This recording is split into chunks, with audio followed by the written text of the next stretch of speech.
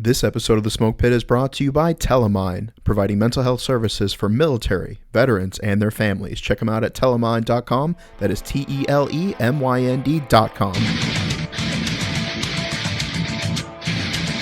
Welcome to The Smoke Pit.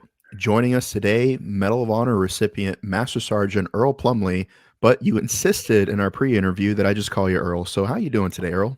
I'm doing pretty good. How are you doing? I'm doing fantastic.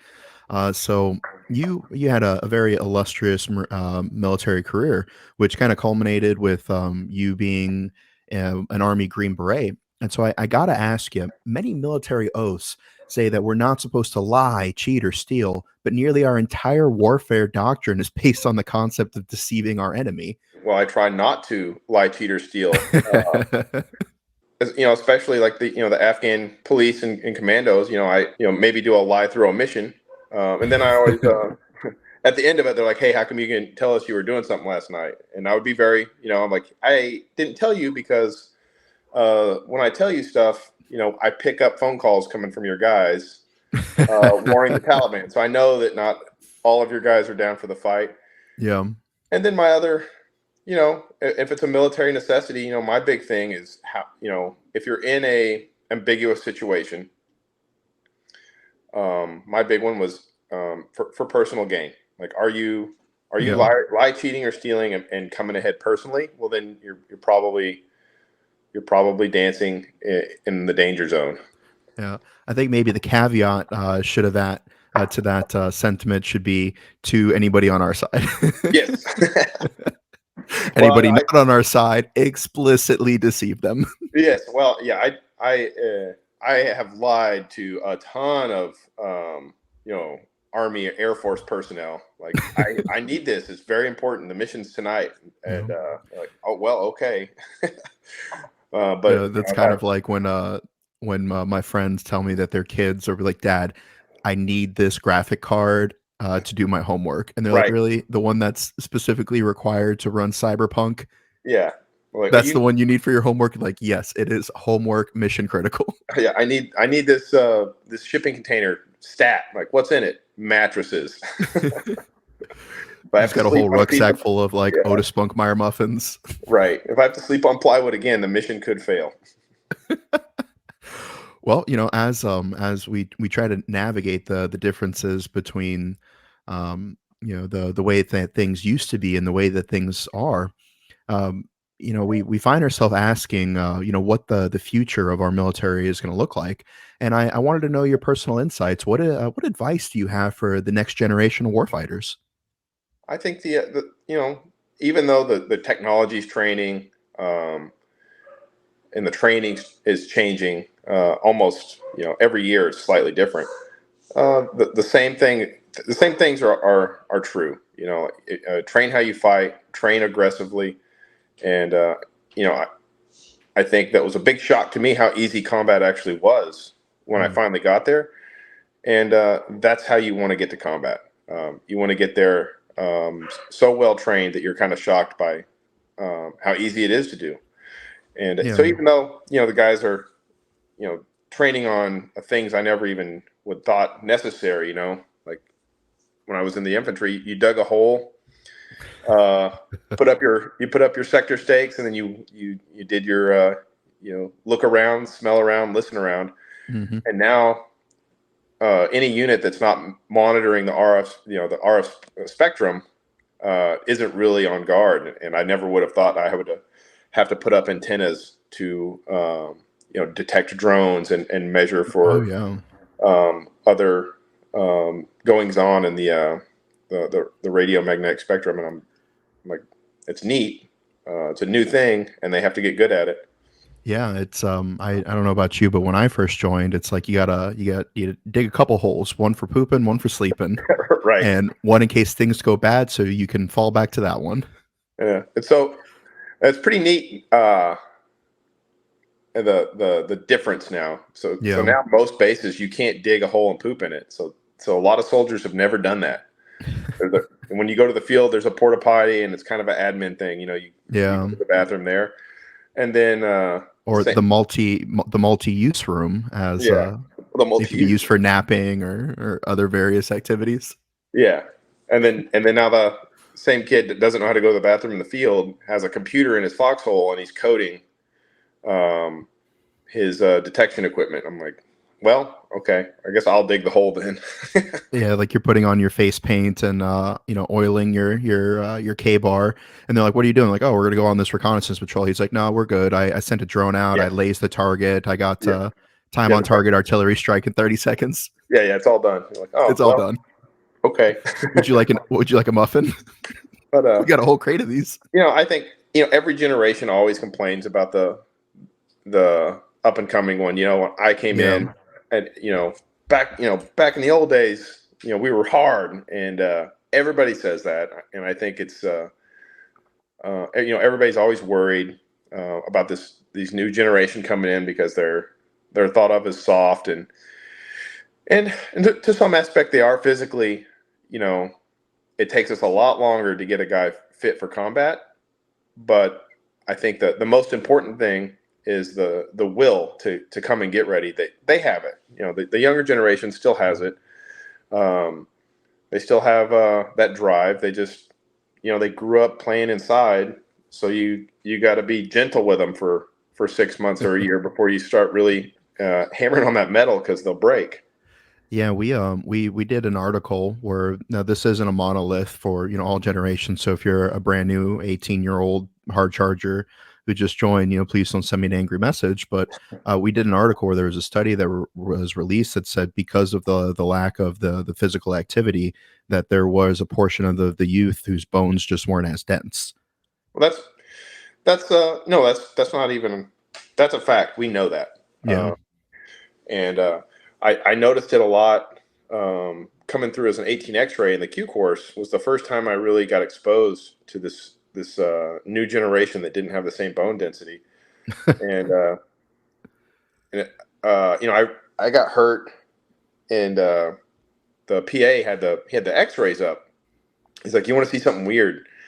Look at the difference between you and this kid." And he's like, this kid's he's like 22, 23 years old. He's like, physically, he looks like a beast. Mhm. Um, and but you put our X-rays up, and the contrast was stark. My bone density was like 300% heavier than his. It was crazy. Literally built different, as Yeah. the youth would say.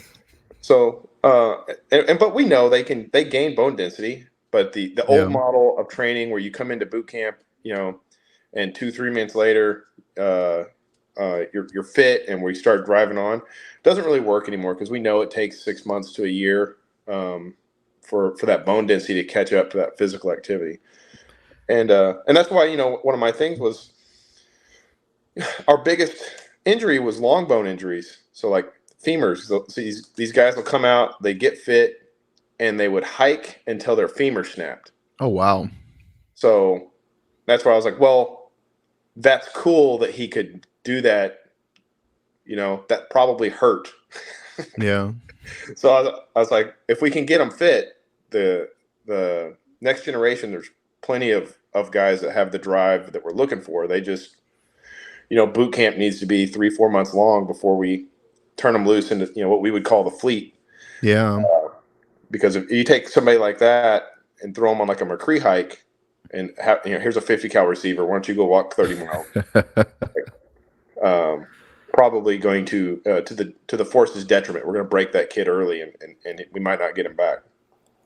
Yeah, so when we look at the experience of the newer generation versus ours, where you had us where you came in and then immediately you might be deploying shortly after hitting the fleet, and now that things are different, the way that we handle technology and injuries.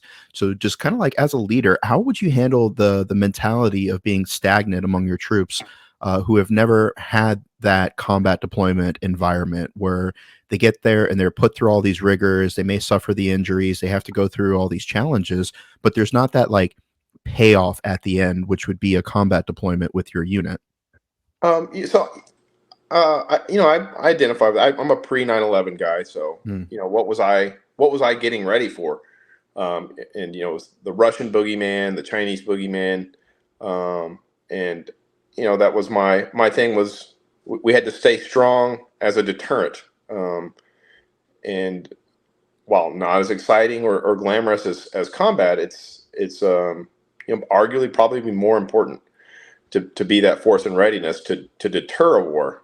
Because it's easy to go out there and get shot. I think it's harder to stay fit to fight with no battle on the looming. And I had a Vietnam Marine kind of tell me the same thing. He was really impressed with what we were doing, because he's like, yeah, anybody can take it seriously when it's real and you might die. Yeah. He was pretty impressed with the discipline that my infantry battalion was displaying when it was just training. Like nobody was going to die other than through a freak accident. But the guys were doing the right thing, digging real fighting holes, putting cami paint on, without being just absolutely beat with a bullwhip. And I made me proud. I was like, oh, cool. I'm in an elite unit. Yeah. And so we transitioned from that readiness portion, and I came in right after that. I went to boot camp in 2004, so we had already had maybe 2-3 years worth of experience. Some of my School of Infantry instructors actually had tours to Afghanistan and Haiti, which I think a lot of people forget that we sent Haiti Marines down there. No, that was the Haiti guys that were before the war really got started. That was all the stories you heard. Yeah. And so, what do you think we did well in the GWAT, the Global War on Terrorism, and what do you think we could have done better? What we did well was obviously deploy just a ridiculous amount. It had never really been done. You look at the amount of combat time the GWAT veterans have; it's astounding. A lot of these guys, even though it wasn't continuous, a lot of them have more combat time than like a World War II veteran, which was the last big hump. Yeah. Well, to be fair, a lot of them showed up, and it's just like as soon as they landed, it's like my knee, and they got shot or shrapnel, and so it's like, all right, back home. Back home. But you have 23 seconds of combat experience. And I think that's something we learned as an organization. Also, is in World War II, you got on a boat, you sailed all the way across an ocean, and then you went somewhere and waited, and you walked or trucked to the battlefield. And during GWAT, we had a smaller, more nimble military, which was neat. But the tip of that chisel just got absolutely hammered over and over again. Because we were able to get to the fight. We had a smaller force. But when you look down there, that 19, 20-year-old private he's just moving about Iraq or Afghanistan, going from fight to fight to fight, keeping the country together. And which was neat. We did that really well. All of our adversaries saw how we moved about the planet and then moved about the battlefield, and it scared the hell out of them. And it still does. Yeah. What we did do well. I'm sorry, go ahead. Yeah, but we didn't do well was kind of think long term. If we send a 19, 20-year-old kid to combat for 5 years, 6 years, what does that look like as a 30-year-old, mentally and physically? So we didn't really anticipate chewing the force up like we did. And you see that, they had that thing in Congress where they were going to means test and cut veterans benefits because they just didn't know what was going on. They had this huge ballooning of benefits, and then all of us on the ground were like, yeah, you sent us to war for 20 years. Yeah, you're gonna end up with a ballooning in benefits being paid out because you sent a kid to Iraq 5 or 6 times, and he's been shot and blown up, and he survived. The medical advancements that we had on the golden hour on the battlefield. We had a huge amount of veterans that didn't die on the battlefield. They got to come home. And now they have injuries that are going to be lifelong injuries that need treatment. So that's something we didn't do good and just didn't really think about that, I don't think. Just like our equipment, we chewed through all of our Humvees and chewed through all of our tanks. And Congress is like, hey, you said we bought this and you said it was going to last, 30, 40 years. but now you're saying you need new ones. I'm like, yeah, it would last 30, 40 years, In peacetime. in peacetime, sitting in the motor pool. But that's not what we did with it. It's got 200% of the hours and miles that it was designed for on it, driving back and forth outside the green zone in Baghdad. Not to mention with the upgrades and the up armor packages and the Oh various yeah, counter IED those systems. I'm writing those Humvees off. I mean, if you ever seen Yeah, a Humvee that's been in Iraq with the up armor package on it, like 4 years later, transmission just like shot. transmission shot, the frames hogged out and bowed out. Every time you hit the brakes and the truck, the whole thing lurches forward 3 inches on the on the frame. Like, yeah, we broke those. Yeah, and I agree with what you're saying. I think what we did really well is we decimated the enemy. We only took a handful of casualties, and and that's saying that with all deference, but if you look at our past conflicts, if you were to say America's going to be an armed conflict for 20 years and they're only going to have 5,000 killed in action, like that is very impressive. Yeah, I mean, literally, and especially fighting the type of war we were fighting, where the guys on the ground are just finding landmines and IEDs with their legs. Um, the amount of casualties we took was astoundingly low. You look at the Russians and Ukrainians, it's a freaking bloodbath over there. Yeah. And so I think that we did that extremely well. We adapted very well. We were able to dominate our battle spaces. Our home front was technology and development was fantastic. You look at the gear that they were sent in the invasion, and you look at with the gear that they had Yeah, recently, and yeah. I just think like the I spent my whole time trying to get to Iraq, and I didn't get there till 2005. But by the time I got there, the all the up armored stuff was everywhere. The counter ID equipment was on the ground, pretty common, yeah. and so while I remember guys just howling on the ground, the fact that we completely analyzed and countered a threat in like 24 months is pretty cool. Yeah, we did a fantastic job with that. You mentioned the golden hour. Shout out to Tricky, Dust Off, Pedro. All the flyboys and gals, and then their maintenance crews. I always told the boots that it's just like, look, I get it. Like the last 100 yards of any conflict will always belong to the infantry. But at the end of the day, like you are as deadly and as efficient as you are because you have that supporting factor. When you get Yeah. hit, a bird's coming in. When you call for close air support, a fast mover's coming in. And Uh, it lets us be bold on the battlefield. I yeah, think because you talk to a Vietnam vet. If you weren't urgent surgical, like you might stay all night with your unit. Like yeah, you might sit in a triage area. But I've talked to multiple Vietnam vets that got shot. It just wasn't that serious. So they stayed or sometimes moved to the next objective and then got medevaced. yeah. And in GWAT, if you had a bullet hole in you, even if it was obviously superficial, like a helicopter came and got you. Or at the very least, like some tracks or some Humvees came and Yeah. picked you up and took you to the nearest battalion aid station, or whatever the case may be, shock trauma platoon. And so I think we did that fantastic.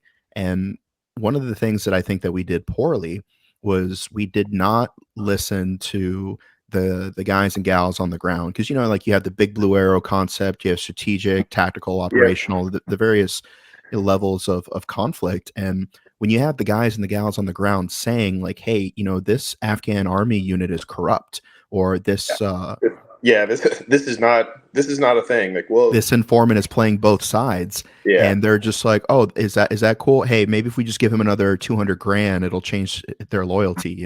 Right. No. You can't buy that. And so I've said this before. It's just like, how does America never lose a major battle in Vietnam nor Afghanistan, but we end up unceremoniously leaving both conflicts? So Because it I wasn't think guys like you and I that were responsible for that, I talk about this all the time. I we went to Afghanistan to kill bin Laden. And then the day we killed bin Laden, the Afghans should have got out of bed and been like, where'd the Americans go? Well, we left. Um, everybody on the ground, while, I did not want to see Afghanistan fall apart, hoping for the best. My Afghans always felt bad killing the Taliban because they were really good Muslims. And, if you think the other guy's the good guy, like this government's probably not going to work that great. Yeah, and that leads me into a very interesting situation that we're currently dealing with. The Pentagon claims that the Taliban has killed the ISIS-K leader responsible for the Kabul bombings during the evacuation.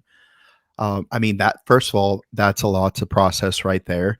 But then, secondly, like you kind of think about this from a larger historical concept. Like America is very good at turning former enemies into allies, which you see with England, Germany, Japan, and so many other countries that we've had armed conflict with before. Do you ever see Taliban troops doing joint missions with American operators against a common foe?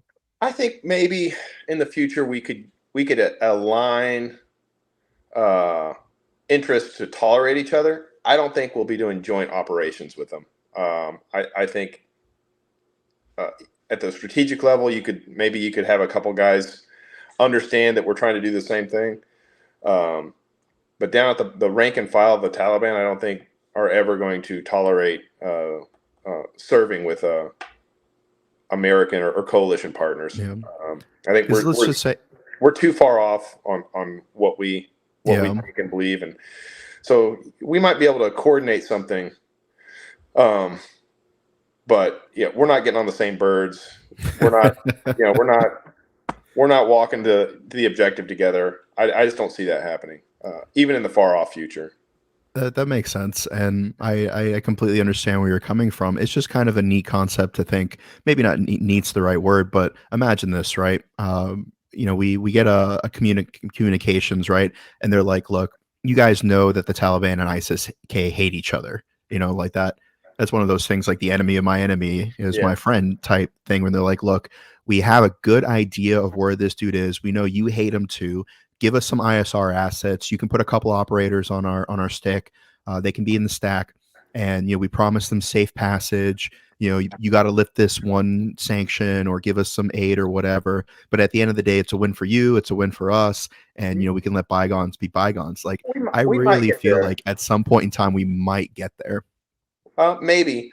I think the big impediment to that is the American people also are going to be like, "What are we doing with these guys again?" So I could see like the intel sharing. Sure, that makes sense. If we find a guy and we're like, "Hey," hopefully one thing we've gained from the Taliban is, hey, don't let a terrorist organization conduct worldwide or external attacks out of your country. Yeah. The Taliban always had the option to push Al Qaeda out of their country, not grant them safe haven, turn them over to us, kill them. They had 1,000 options on the table, and I don't know why they chose the one that they did. And a lot of people don't know this. The Taliban had a small civil war in the early days of Afghanistan, because half the Taliban was like, why did we had this Islamic paradise of Afghanistan, and we gave it up so that Osama bin Laden can harass people living in New York, because he doesn't like what the Kingdom of Saudi Arabia is doing. So for your average Afghani, he's like, this is pretty far out of my wheelhouse. Like, where's Osama? I'll drag Osama down to the bird and throw him on there.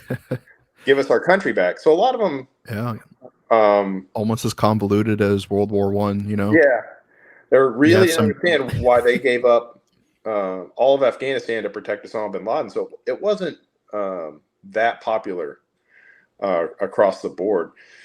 And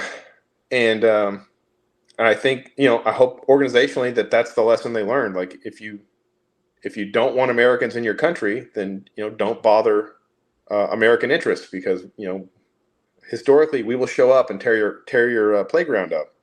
We will spend $2 trillion erasing a generation, Yep.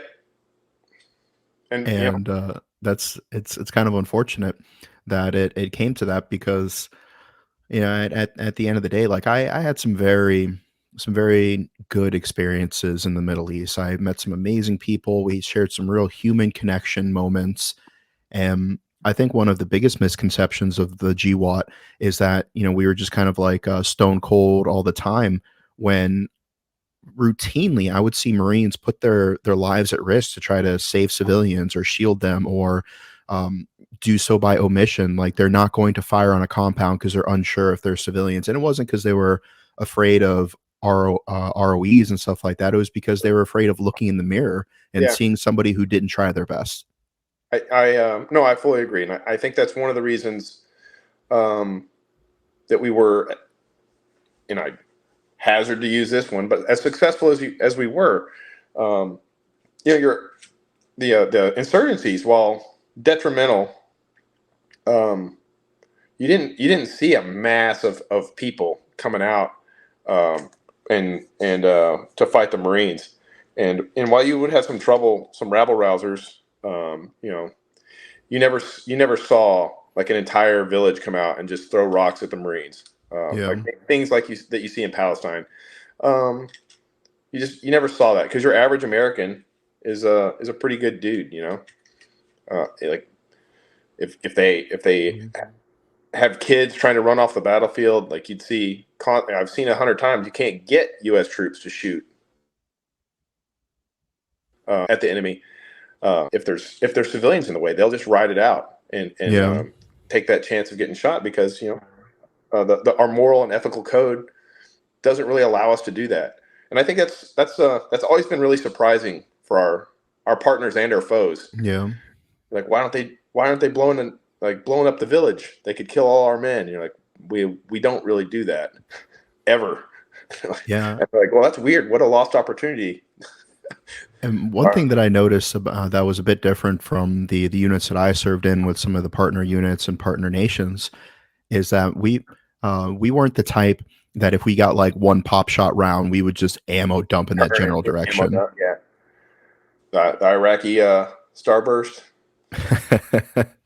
Yeah, like we get one pop shot, and then the Afghan soldier, Iraq soldier, partner nation, or even some regards like a reserve unit or something like that, and they would just ammo dump like 3 mags into the tree line or into the side of a Yeah, building, and it's just like, all bro, what are you all shooting their at? RPGs. Yeah, And so a lot of people may not know this, but you actually served in the Oklahoma National Guard and the U.S. Marine Corps before transitioning to the Army. yeah. I'm taking the adventurous path through my career, finding finding what I like.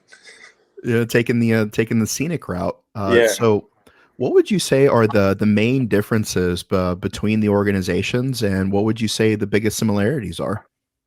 I think. Well, I'll start with the similarities. They're all soldiers. They assuming different amounts of risk and adventure. So your infantry marine on active duty obviously is taking it a lot more seriously than Oklahoma National Guardsmen. But they're all putting the uniform on. They're all taking that oath to support and defend the Constitution, and assuming that risk to guarantee the safety of the country. They're all doing that. Um, I think difference is obviously professionalism. I mean, which readily apparent, but which comes to some detriment. Marines are a cult of professionalism, and it That is leads to true. some inflexibility. And Got my little NCO sword paper cutter letter yeah, opener right here. It is a cult. it is a cult. And then the National Guard is always, to me, been like this, um, probably closest thing to like a special forces unit, because you have a unit and they're truck drivers, or they're a laundry unit. That's what their job is. They went to school to do laundry in combat. And then you come in, and the broken down generator that the Iraqis left is running. It's it's hooked back up and all their power works and they've got running water, that's a pretty neat unit. Yeah. And so every National Guard unit that I've ever interacted with, the first thing you got to do is find out what their real job is when they're not wearing their uniform, because that's how they spend 90% of their time. Oh, fair. And I always thought National Guard units were really neat because there is just so many unique skills in a National Guard unit. Yeah, I think it's also true of the people who are like EMTs and work in ERs and their civilian job, and Yep. they have seen 10 times more blood and guts than your average corpsman or medic. But Yeah. if you were to look at face value, you would think like, oh, I want the corpsman or I want the medic, working on me, Yeah. He's got good versus this. volley gear. Yeah, versus this generator mechanic, who, by the way, is an EMT or an ER tech Yeah. or a paramedic in their real job, and they've seen 10 times more blood and guts. Right. But that's the big difference. I think National Guard units are just really neat when they're deployed, because there's always just a huge amount of untapped skill that's just floating around out there. Yeah. And so you really took the long way around. You went through the Marine Corps reconnaissance pipeline, and Marine Recon is fabled for being, as Generation Kill would say, a Ferrari that they put into a destruction derby. Yep. And then from there, you transitioned to the Army Special Forces community. So, same question for you: what'd you find as similarities and differences between the Marine and the Army Special Operations community? Well, so I came in, left my Ferrari, if you will. I think the big one is, even though the reconnaissance units in the Marine Corps, an elite unit, elite formation, um, compared to special forces, they're narrow focused on a conventional battlefield, and no recon Marine wants to be referred to as conventional, but they are. That's they even the force reconnaissance companies back in the day, um, with the limited scale raids, neat work. Only is it called special in the Marine Corps. Yeah, Um, and then when I came to special forces, the list of tasks and type of work you're expected to be proficient at is crazy. And I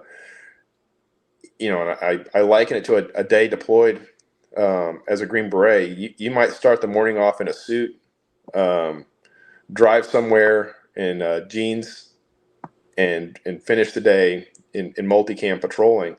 And yeah, I don't think you really find that anywhere else. that makes sense. Yeah, and Yeah, it's because you look at the Marine reconnaissance recruiting posters, and it's the guy with the face paint, the K yep, bar and the rope, yep, and so it's just like you start the morning, waiting, just in your fins, observing a target. You end the day in your fins, observing a went target. right.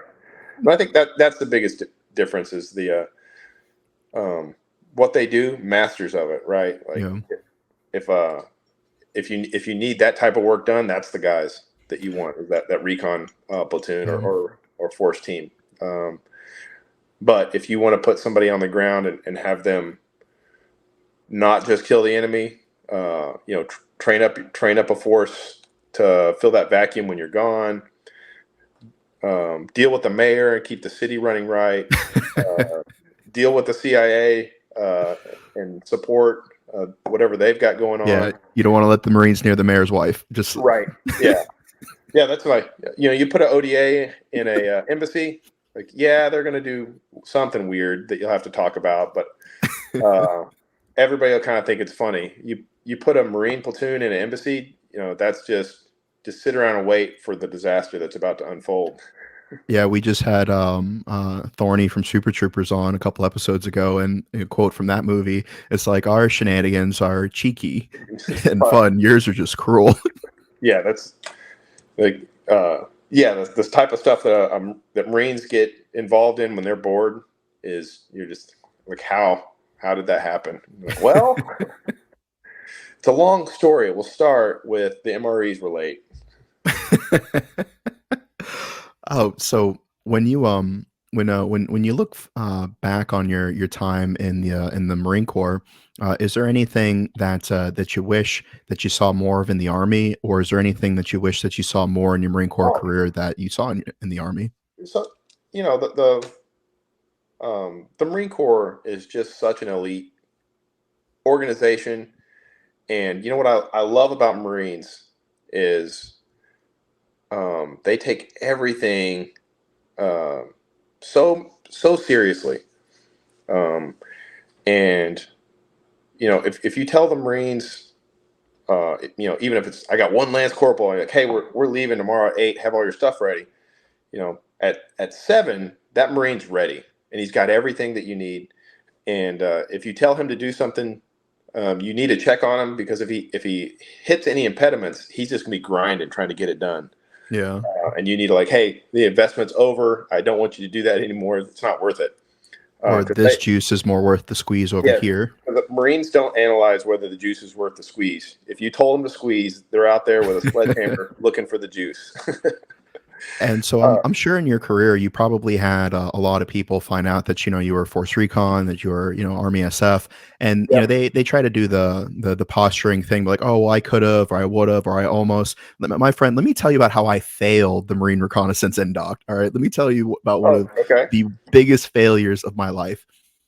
So I'm in School of Infantry, and they're like, "Hey, Sharp, you got a high enough GT score. You got a high enough PT score. We want you to try out for the NDOC." I was like, "Oh, Cool. me? Like, ooh, like, ooh. If you say that I'm special, yeah, sure." And so yeah, I'm 18. I got a big head now, and I go there, and I had a high first class PFT. I grew up in Florida, swimming and stuff like that. So I was like, I got this, right? Like, how hard could this be, brother? Really Man, hard. I drowned in that pool. I'm a good enough swimmer, but I swim like a manatee. They want dolphins in recon. So everybody always um, thinks they're talk because I just you look at my you look on paper, and I just go from elite organization to elite organization. I must be like a spectacular guy. Um, With there a is bone density no 300% more dense than the average yeah, American. there is no way that I was passing the Force Recon NDOC as a private. Yeah. The infantry was my stepping stone to being successful there. So, like, um, all everything I did, I kept wondering why. I was like, why do I keep doing this for myself? So, I'm in the School of Infantry after the National Guard, and we're doing all those ruck runs and marches out to the ranges, and I'm like, I can't live like this.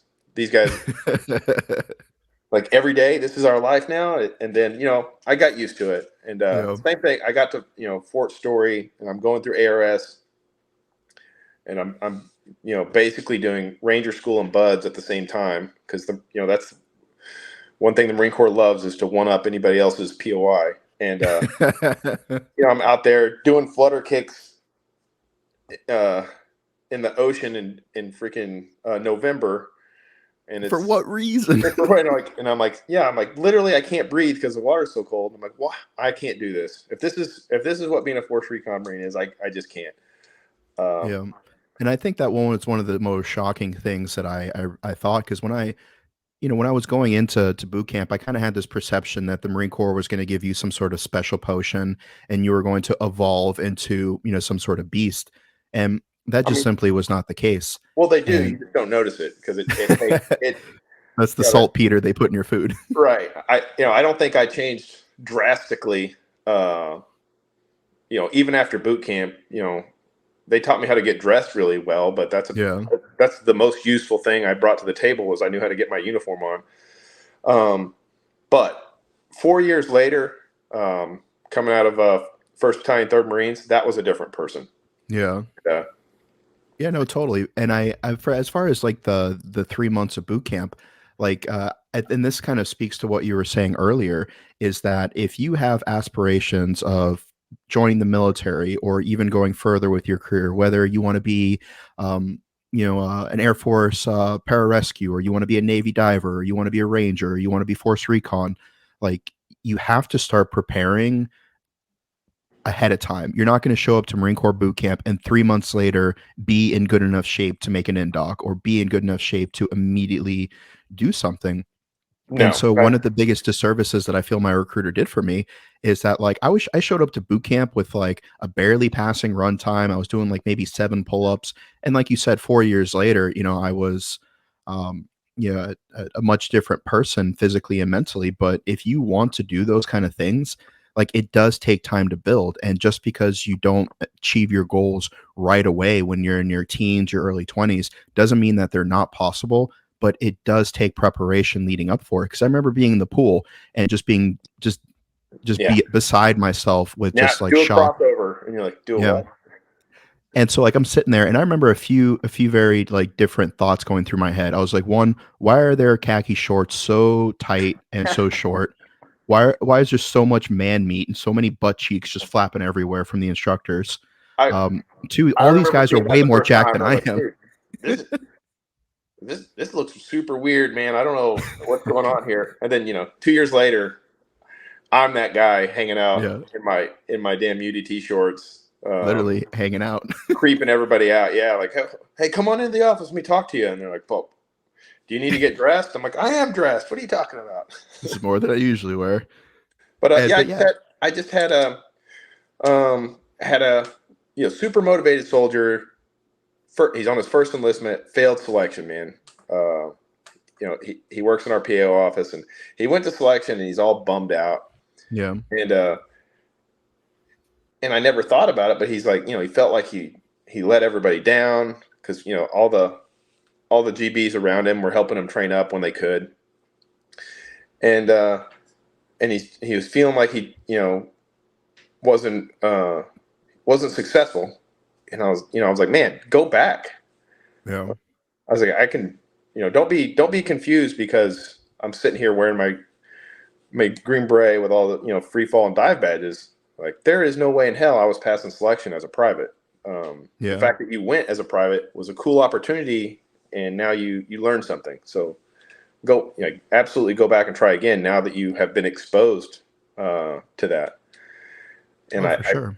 I feel like a lot of guys, go to those selections too early or not at the right time in their career, and then they carry some kind of like I'm not worthy stone around.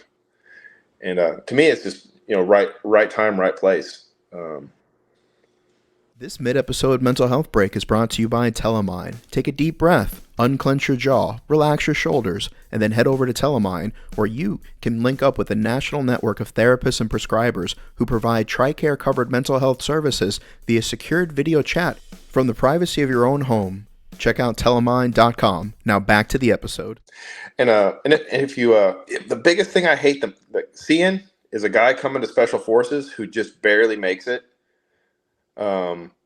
Because he was a top 10%, top 1% or wherever he came from, and I'll just use the infantry as an example.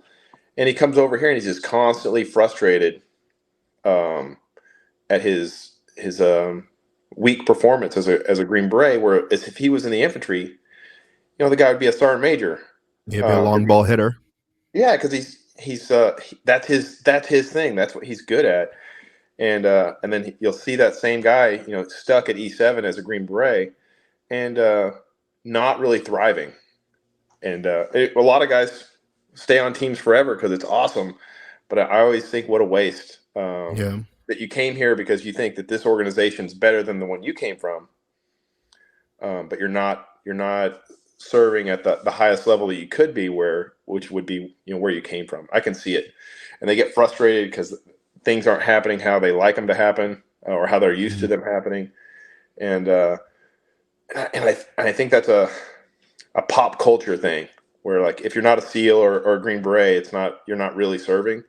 And I'm like, only a child thinks that way. What an absurd thing to say. Yeah.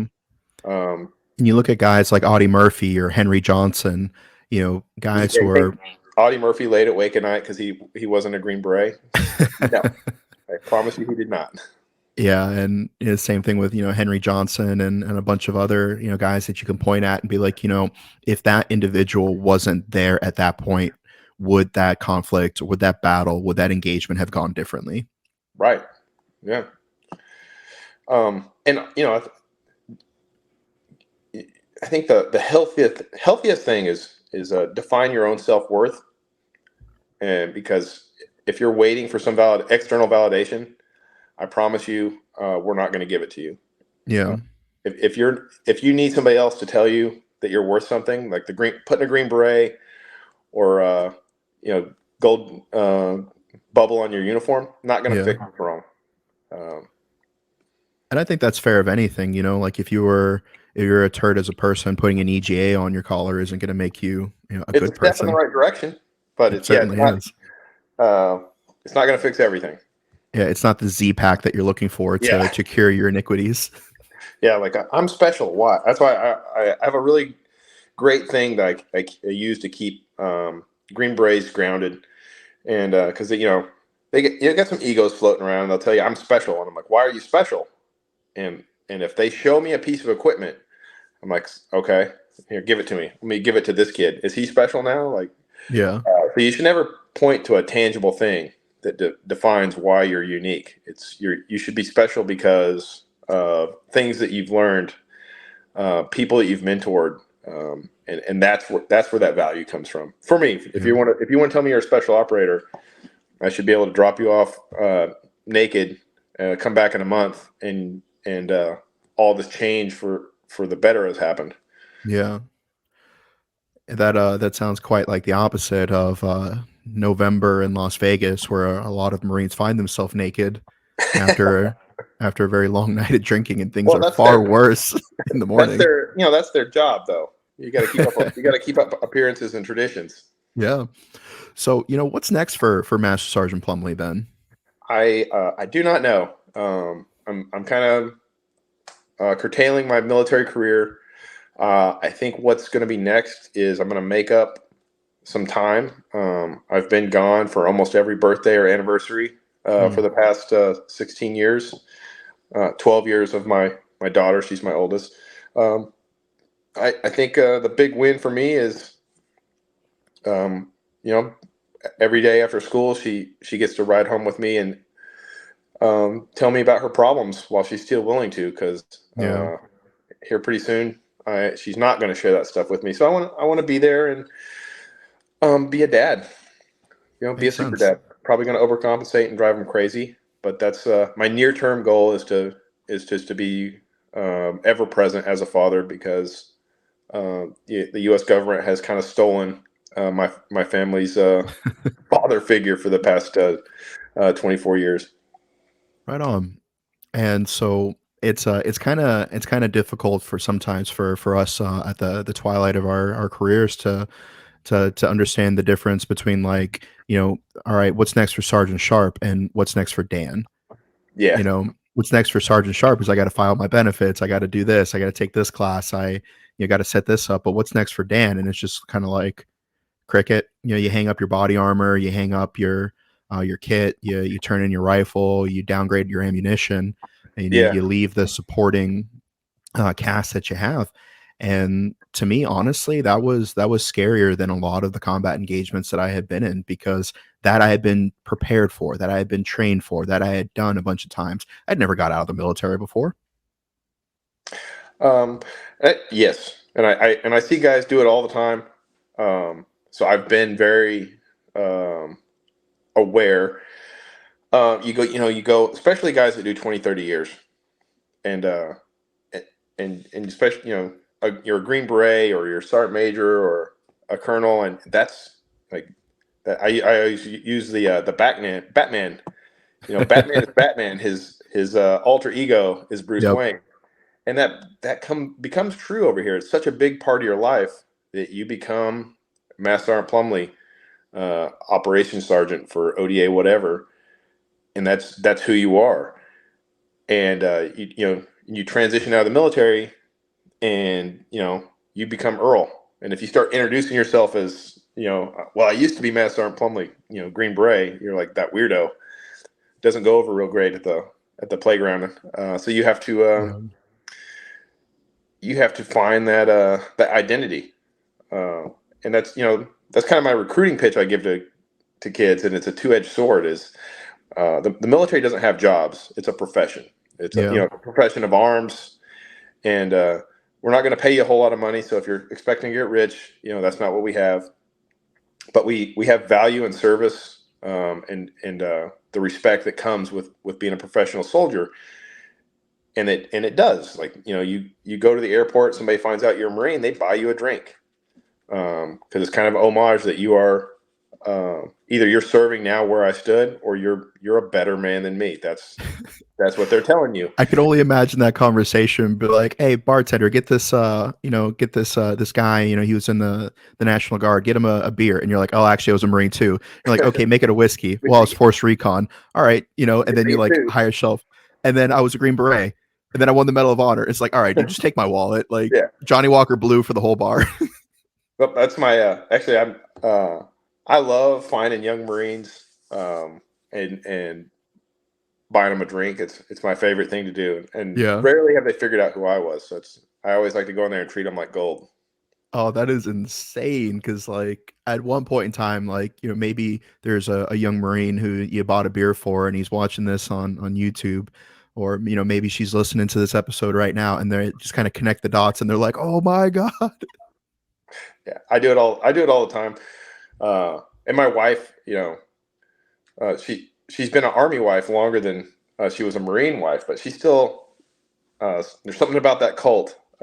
She's got a special place in her heart for young Marines, and anytime we see one out there that is not doing good, she treats them like little lost kittens, and we'll gather them up, Yeah. buy them a drink, get them to where they're supposed to be, or figure it out for them. Put them next And to then, the baby possums that you yeah, rescued. right. And it's so hard to kind of set things down as you're leaving, particularly when you were in a very um, specialized field, or you had a very specialized purpose where your entire life was dedicated to something.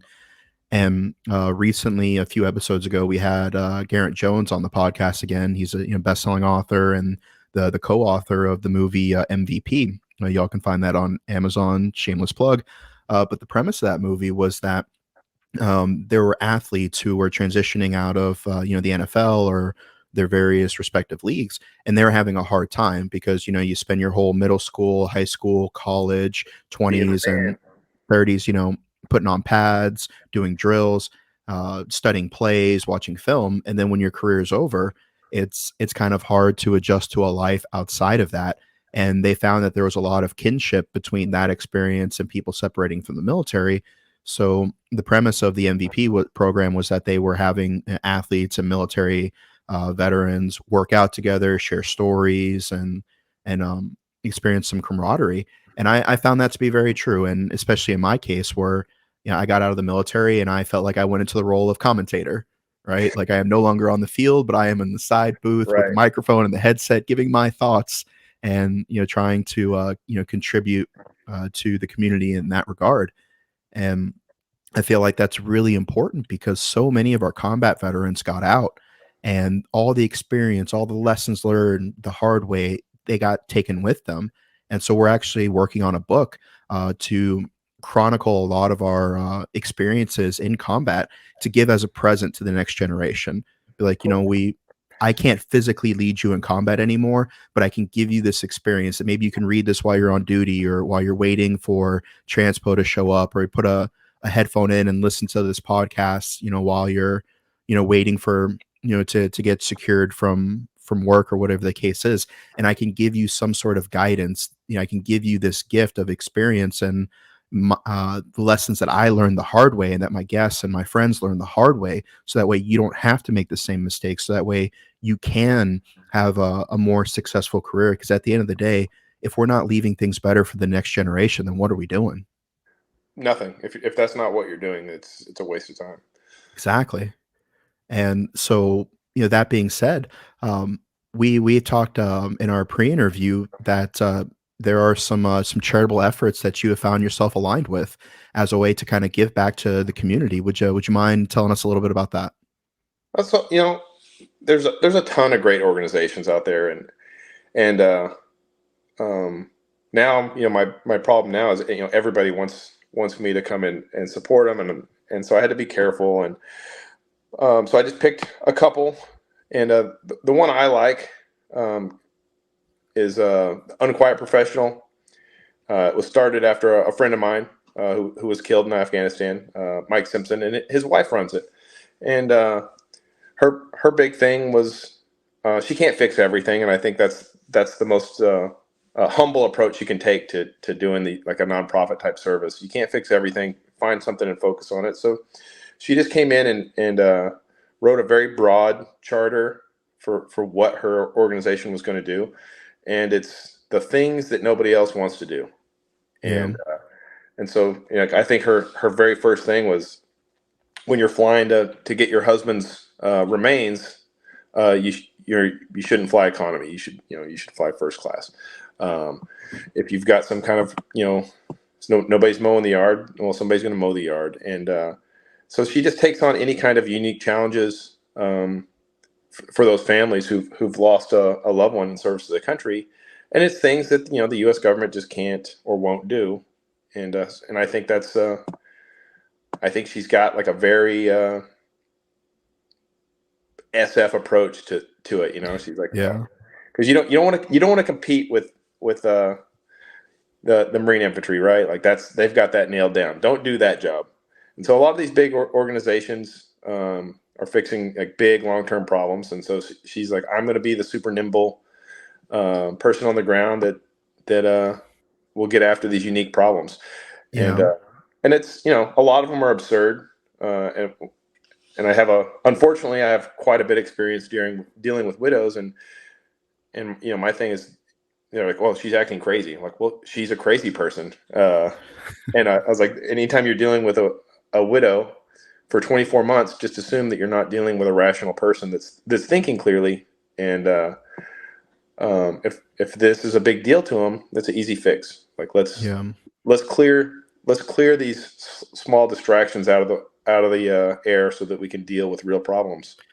Yeah, and you were telling me about how it was kind of a surreal experience for her. You get the worst news possible, um, and then you got to fly economy sandwiched in between two people, and then you get there and you got to hail a cab and you got to And you've got go your through. kids, Yeah, and you get your kids, and and you got to a take lot a of women. cab to the base and deal with the base ID guest pass at Dover and all that Yep. kind of stuff. And so the Unquiet Professional, you can find them online at the unquietprofessional.org.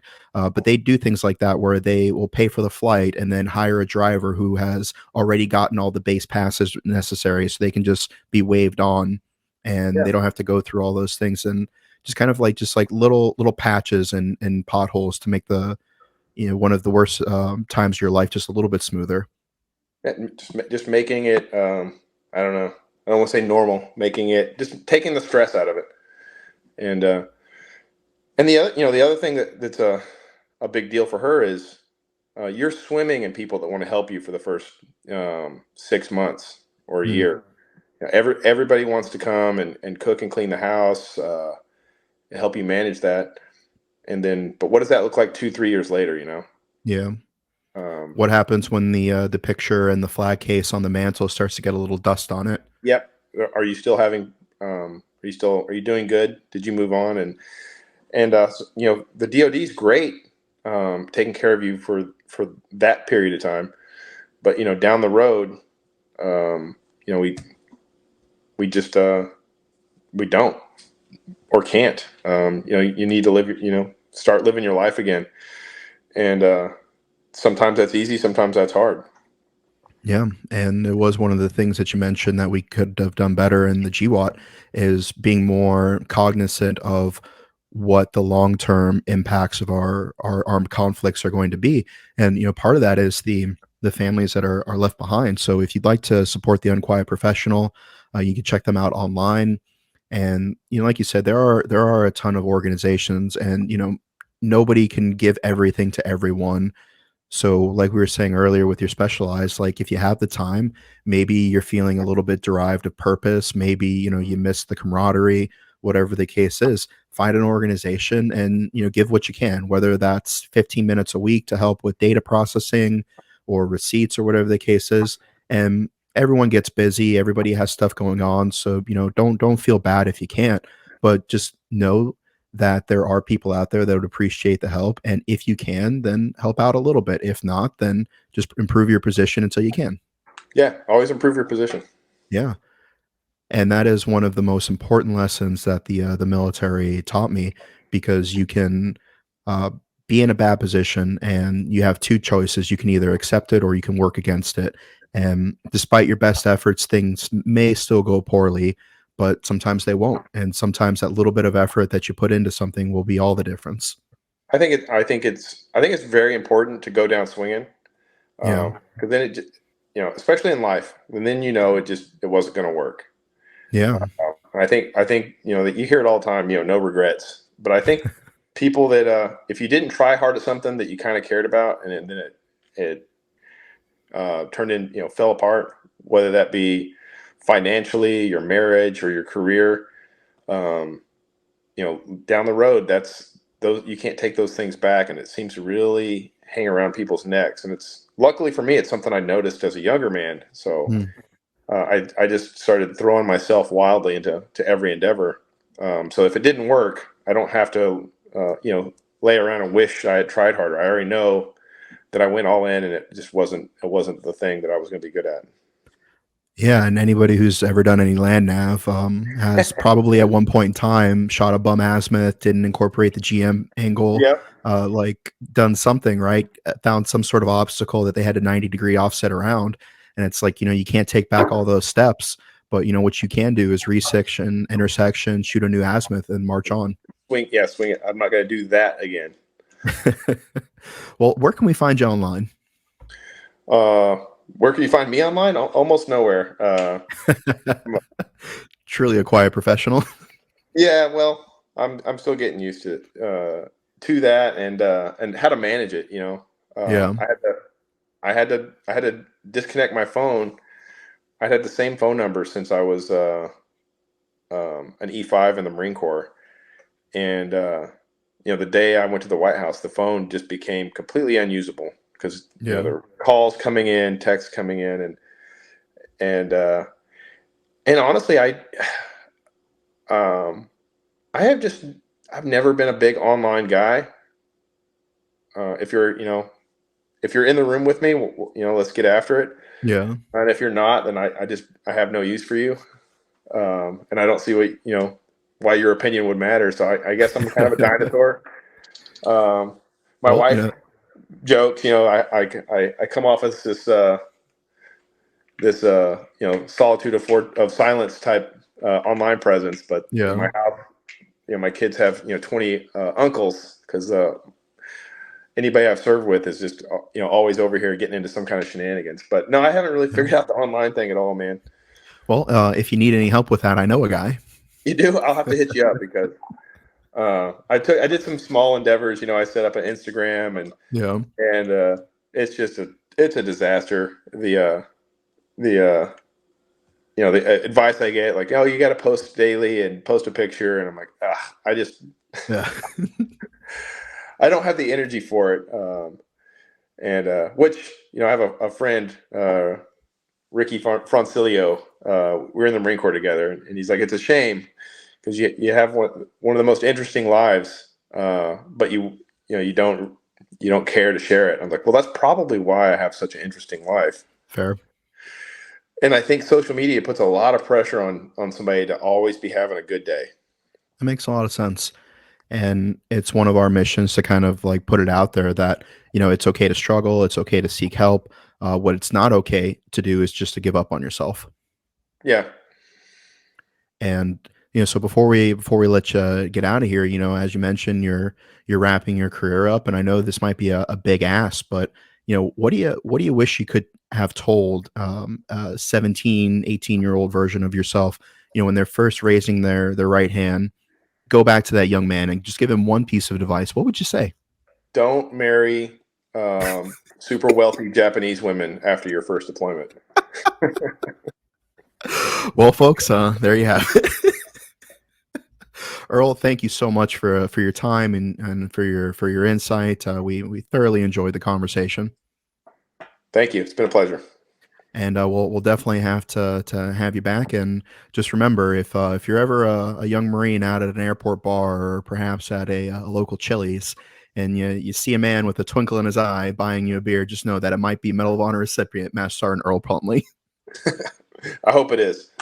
I hope it is too. Well, thank you, my friend. Fair winds following seas. We'll see you next time here in the smoke pit. Good luck.